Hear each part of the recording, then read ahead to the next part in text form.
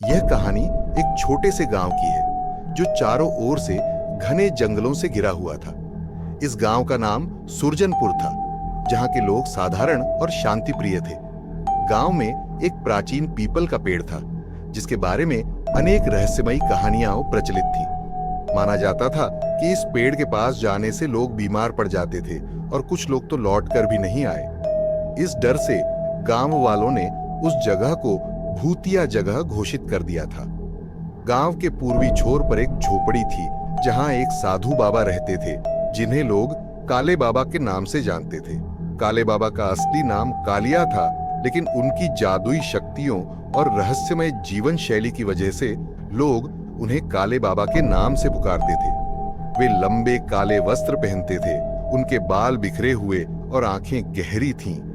लोग उनसे डरते थे, लेकिन जब भी किसी को परेशानी होती, वे उन्हीं के पास मदद के लिए आते थे। काले बाबा ने कभी किसी को निराश नहीं किया। उनके पास अद्भुत शक्तियां थीं, जिनसे वे लोगों की बीमारियां ठीक कर देते थे और उनकी समस्याओं का समाधान कर देते थे। लेकिन उनके बारे में एक रहस्य भी था जो केवल कुछ ही लोग जानते थे। काले बाबा काले जादू के माहिर थे। उनका ज्ञान और शक्ति ऐसी थी कि वे आत्माओं से भी बात कर सकते थे और उन्हें अपने वश में कर सकते थे। गांव में एक नया परिवार आकर बसा था।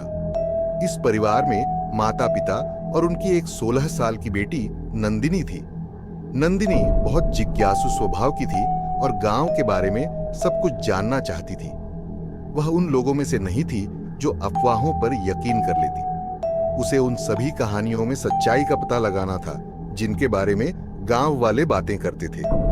नंदिनी ने गांव के लोगों से पीपल के पेड़ के बारे में सुना, लेकिन उसे विश्वास नहीं हुआ कि कोई पेड़ किसी को बीमार कर सकता है या गायब कर सकता है।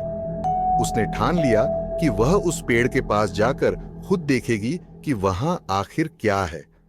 उसके माता पिता ने उसे मना किया, लेकिन नंदिनी ने अपनी जिज्ञासा को शांत करने का फैसला कर लिया। एक रात जब सभी लोग सो रहे थे, नंदिनी चुपचाप घर से निकल पड़ी। वह पीपल के पेड़ की ओर बढ़ी। जैसे ही वह पेड़ के पास पहुंची, उसे एक अजीब सा एहसास हुआ।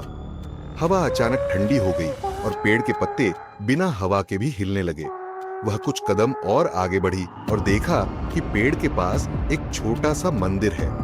मंदिर टूट फूट चुका था और उसमें कोई दीपक जलता हुआ दिखाई नहीं दिया।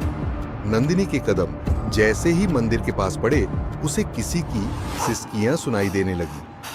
नंदिनी का दिल जोर जोर से धड़कने लगा, लेकिन उसने अपने कदम नहीं रोके।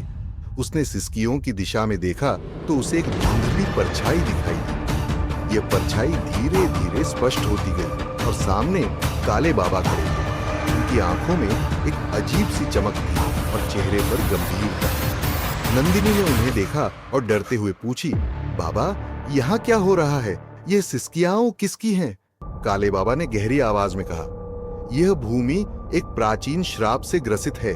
यहाँ की आत्माएं मुक्ति की तलाश में भटक रही है, लेकिन उनका मार्ग अंधकार में खो गया है। नंदिनी ने आश्चर्य से पूछा, यह श्राप कैसे और क्यों लगा, और आप इसे खत्म क्यों नहीं कर सकते? काले बाबा ने नंदिनी को एक पुरानी कहानी सुनाई। वर्षों पहले इस गांव में एक अत्याचारी राजा का शासन था।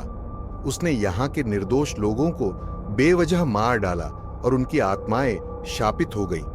तब से वे आत्माएं इस भूमि पर भटक रही हैं और जो भी इस भूमि पर आता है वह उन आत्माओं के प्रकोप का शिकार हो जाता है। नंदिनी ने बाबा से कहा, क्या कोई तरीका नहीं है कि इन आत्माओं को मुक्ति दिलाई जा सके? काले बाबा ने गंभीरता से कहा, है, परंतु इसके लिए तुम्हें साहस और संयम दिखाना होगा। तुम इस परीक्षा में सफल हो सकती हो, लेकिन यह बहुत कठिन है। नंदिनी ने दृढ़ निश्चय किया कि वह इस परीक्षा को पूरा करेगी और आत्माओं को मुक्ति दिलाएगी। काले बाबा ने उसे एक मंत्र सिखाया जो उसे आत्माओं से बचा सकता था। इसके बाद नंदिनी ने उस मंत्र का जाप करते हुए आत्माओं से सामना किया। आत्माएं काली छायाओं के रूप में नंदिनी के चारों ओर घूमने लगी, लेकिन मंत्र की शक्ति ने उन्हें नंदिनी को नुकसान पहुंचाने से रोका। यह परीक्षा लंबी और कठिन थी, लेकिन नंदिनी ने अपनी जिज्ञासा और साहस के बल पर इसे पार कर लिया। जैसे ही उसने अंतिम मंत्र पूरा किया, आत्माएं धीरे धीरे शांत हो गईं और एक एक कर आकाश में विलीन हो गई। बंजर भूमि पर अब अजीब सी शांति फैल गई थी और वह पीपल का पेड़ फिर से हरा भरा हो गया। काले बाबा ने नंदिनी को आशीर्वाद दिया और कहा, तुमने आज न केवल इन आत्माओं को मुक्ति दिलाई है, बल्कि इस गांव को भी श्राप से मुक्त कर दिया है।